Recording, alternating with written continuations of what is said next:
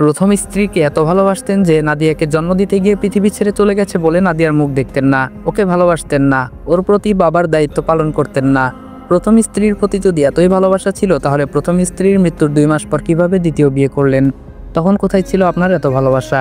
উদয়ের কথা শুনে নাজমুল হক লম্বা করে শ্বাস টেনে নেয়। এতক্ষণ যেন শ্বাস আটকে ওর কথা শুনছিল। নাজমুল হক বলেন, আমি কোনোদিনই দ্বিতীয় বিয়ে করতে চাইনি। আমি বাকি জীবন একাই কাটিয়ে দেওয়ার সিদ্ধান্ত নিয়েছিলাম, কিন্তু নাদিয়ার দাদি মানে আমার মা, তার জন্য সম্ভব হয়নি। মা প্রথম থেকেই নাদিয়ার মা খাদিজাকে পছন্দ করতো না। কী কারণে অপছন্দ করতো জিজ্ঞেস করলে বলতো না। খাদিজাকে আমি নিজে পছন্দ করে বিয়ে করেছিলাম। আমি প্রথম দেখাতে ওর প্রেমে পড়েছিলাম সেই যুবক বয়সে। কলেজে পড়ার সুবাদে আমি গ্রামে থাকতাম না, ছুটির দিনে শুধু বাড়িতে আসতাম। অনার্সে ভর্তি হওয়ার পরেই আব্বা মারা গেলেন, তারপর আমার পড়াশোনা বন্ধ হয়ে যায়। বড় ভাই বিয়ে করে আগে থেকে আলাদা থাকতেন। বাড়িতে মা বোনের দায়িত্ব আমার কাঁধে এসে পড়ে। পড়াশোনা ছেড়ে বাড়িতে চলে আসি আমি। নিজেদের ক্ষেত খামার দেখাশোনা, চাষাবাদ করতাম। কয়েক বছর পর ছোট বোনটাকে বিয়ে দিলাম। ছোট বোনের শ্বশুর বাড়ি থেকে ফেরার পথে আমার নজরে আসে খাদিজা। প্রথম দেখায় ওর দিকে নজর আটকে গিয়েছিল আমার। বিয়ের প্রস্তাব পাঠালে খাদিজা না করে দেয়। ওর পরিবারেরও সেরকম মত ছিল না। ওর পেছনে পেছনে 1.5 বছর ঘোরার পর ওকে মানিয়েছিলাম। তারপর খাদিজার পরিবারকে। পারিবারিকভাবে আমাদের বিয়ে হয়। বিয়ের পর থেকেই খেয়াল করতাম আমার মা কোনো কারণে খাদিজাকে পছন্দ করে না। একটু 19-20 হলেই কথা শোনায়। খাদিজার মৃত্যুর পর থেকেই মা আমাকে দ্বিতীয় বিয়ে করার জন্য চাপ দিতে শুরু করে। এর জন্য মায়ের সাথে অনেক রাগারাগি করতাম। খাবার খেতাম না, বাড়িতে আসতাম না। সারাদিন খাদিজার কবরের পাশে দাঁড়িয়ে থাকতাম। কোনো কিছুই ভালো লাগতো না। এই পৃথিবী কেমন বিষাদময় লাগতো আমার কাছে। মনে হতো খাদিজার কাছে চলে যাই। মাঝরাতে যখন বাড়িতে এসে ঘরে যেতাম, তখন দেখতাম খালি বিছানা অপেক্ষা করছে আমার জন্য। আমার খাদিজা আমার অপেক্ষায় নেই। মায়ের প্যান বাড়তেই থাকে, বিয়ে কর বিয়ে কর। বাড়িতে যতক্ষণ থাকতাম আমার কান ঝালাপালা করে দিত এক বাক্য উচ্চারণ করে। কোনো কিছুতে মাকে দমাতে পারতাম না। শেষমেশ মা আমাকে রাজি করাতে না পেরে তার মাথায় হাত রেখে কসম দেয় দ্বিতীয় বিয়ে করার জন্য। আরও বলে আমি যদি দ্বিতীয় বিয়ে না করি তাহলে সে আত্মহত্যা করবে, আর এর জন্য একমাত্র দায়ী থাকবে খাদিজা, কারণ ওর জন্য আমি দ্বিতীয় বিয়ে করতে রাজি হচ্ছি না। আমি তবুও রাজি না হলে মা সত্যি সত্যি বিষ খায়। কোনো রকমে তাকে বাঁচানো যায়। আমি বুঝতে পারতাম না আমার দ্বিতীয় বিয়ে নিয়ে এত পাগলামি কেন এমন করলো। হ্যাঁ, সব বাবা মা চায় তার সন্তান ভালো থাকুক, সুখে সংসার করুক, নতুনভাবে জীবন শুরু করুক, কিন্তু আমি তো ওই জীবনেই সুখী ছিলাম।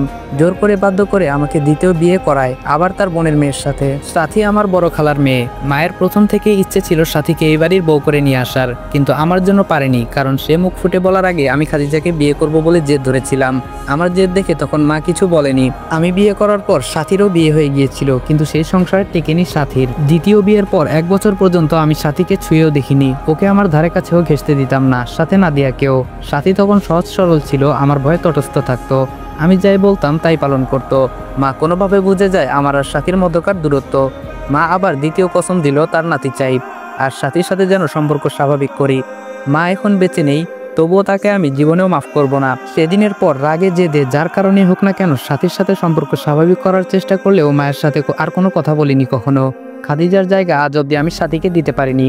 খাদিজা চলে যাওয়ার পর একটা রাত নিশ্চিন্তে ঘুমাতে পারিনি আজ পর্যন্ত। সাথীর প্রতি আমার ভালোবাসা নেই, ছিল না কখনো। বিয়ের আগে ওকে আমি বলেছিলাম আমি কখনো ওকে ভালোবাসতে পারবো না। সাথী বিনা বাক্যে মেনে নিয়েছিল সেই কথা। সাথীর প্রতি আমার যা আছে তা হলো দায়িত্ব। ওর প্রতি শুধু দায়িত্ব পালন করেছি এত বছর ধরে, তবে এই দায়িত্ব আমি আমার বড় মেয়ের প্রতি পালন করিনি। বাবা হওয়ার দায়িত্ব পালন করিনি কখনোই। বাবার মুখের কথা শুনে ঝরঝর করে নাদিয়ার চোখ বেয়ে পানি গড়িয়ে পড়ে। উপস্থিত সবাই নিশ্চুপ হয়ে এতক্ষণ ধরে নাজমুল হকের কথা শুনছিল। উদয় আর কিছু বলার জন্য যেন ভাষা খুঁজে পাচ্ছে না। আসলে এখানে দোষ কার? সবাই যেন পরিস্থিতির শিকার। তবুও উদয় আবার বলে, নাদিয়ার সৎমা নাদিয়াকে ঠিকমতো খেতে দিত না, না খাইয়ে রাখতো। মানুষ তো বাড়ির পোষা কুকুর বিড়ালকেও ঠিকমতো খেতে দেয়, অথচ আপনারা একটা মেয়েকে খেতে দিতেন না। আপনার ওয়াইফ নাদিয়াকে মারধর করত, ছোট ভাই দিনের পর দিন মারধর করত আপনার সামনে, অথচ আপনি কিছুই বলেননি। কেন বলেননি? বিবেক বলেও তো একটা জিনিস আছে নাকি? আপনার তো বিবেকও নেই। নাজমুল হক বলেন, আমার সামনে সাথী নাদিয়াকে মারধর করতো না কখনোই। বিয়ের দিন শুধু 2টো চর দিয়েছিল আমার সামনে, আর নাদিয়াকে খেতে দিত না সেটা আমি আজ জানলাম। এতকাল জানতাম না। সারাদিন তো বাড়িতে থাকতাম না, জানবো কিভাবে? আর সোহাগ নাদিয়ার গায়ে হাত তুলতো আমি দেখেছিলাম কয়েকবার।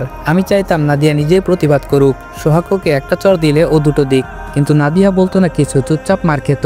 তখন আমার রাগ আরো বেড়ে যেত, সোহাগেরও সাহস বেড়ে যেত। আমি বুঝতে পারি নাদিয়া এই বাড়ির সবাইকে ভয় পায়। ও কোনোদিন প্রতিবাদ করবে না, এইভাবে মার খেয়ে যাবে ছোট ভাইয়ের হাতে প্রতিনিয়ত। একদিন একটু আগে বাড়িতে ফিরেছিলাম, ফিরেই দেখতে পেলাম সোহাগ নাদিয়াকে মারছে। ঘরের বারান্দায় সাথী দাঁড়িয়ে দাঁড়িয়ে দেখছে, কিছু বলছে না। আমিও কিছু না বলে ঘরের ভেতরে চলে যাই। সন্ধ্যার পর দা হাতে নিয়ে বাঁশবাগানে গিয়ে মোটা দেখে একটা কঞ্চি কেটেছিলাম 2 হাত লম্বা করে। সেই কঞ্চি হাতে নিয়ে পুকুর পাড়ে তৈরি করা বাঁশের মাচার কাছে যাই। কোনো কথা ছাড়াই কাঁচা কঞ্চি দিয়ে রাগ মিটিয়ে মেরেছিলাম সোহাগকে। তারপর থেকে সোহাগ নাদিয়ার গায়ে হাত তোলার সাহস করেনি। আমি আর সোহাগ ছাড়া কেউ জানে না ওকে কেন মেরেছিলাম সেদিন। একটু দম নিয়ে বলেন, আমার অর্ধেক জীবনের আফসোস আমি সঠিক সময়ে আমার বড় মেয়েকে ভালোবাসতে পারিনি। বাবা হিসেবে মেয়েকে আগলে রাখিনি, প্রতিনিয়ত অবহেলা করেছি। আমার মা মরা মেয়েকে আগলে রাখিনি, ভালোবাসিনি, আদর যত্ন করিনি। খাদিজাও হয়তো আমার উপর ভীষণ রেগে আছে। আমি ওর আর আমার মেয়েকে এতটাই কষ্ট দিয়েছি যে খাদিজা হয়তো কোনোদিন মাফ করবে না আমাকে। প্রকৃতির প্রতিশোধ বলে একটা কথা আছে, আমার সাথেও সেটাই হয়েছে। আমি আমার বড় মেয়ের প্রতি এতটাই অন্যায় অবিচার করেছি যে আমার দুটো কিডনি একসাথে ড্যামেজ হয়ে গেছে, লিভারেও সমস্যা দেখা দিয়েছে।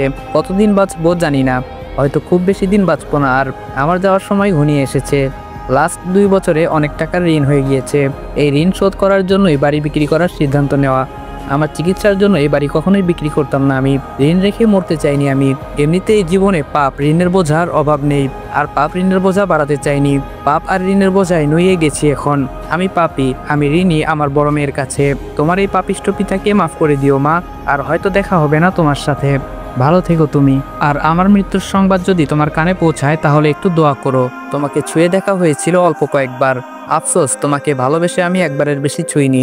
তোমাকে একবারের বেশি বুকে আগলে ধরা হয়নি। পরম যত্নে ভালোবাসায় তোমার মাথায় হাত বুলাইনি। হিসেব অনুযায়ী আমাকে মাফ করা উচিত নয় তোমার, তবুও পারলে মাফ করে দিও। শেষ একটা বার তোমাকে ছুঁয়ে দেখার তীব্র ইচ্ছা জাগছে মা। বাবার মুখে কয়েকবার মা ডাক শুনেই নাদিয়ার সব অভিমান অভিযোগ গলে পানি হয়ে গেছে। বাবার মুখের শেষ বাক্যগুলো শুনতেই ঝাঁপিয়ে পড়ে বাবার বুকে। ওকে আর আটকায় কে? শক্ত করে জড়িয়ে ধরে বাবাকে। নাজমুল হক নিজেও শক্ত করে জড়িয়ে ধরে মেয়েকে।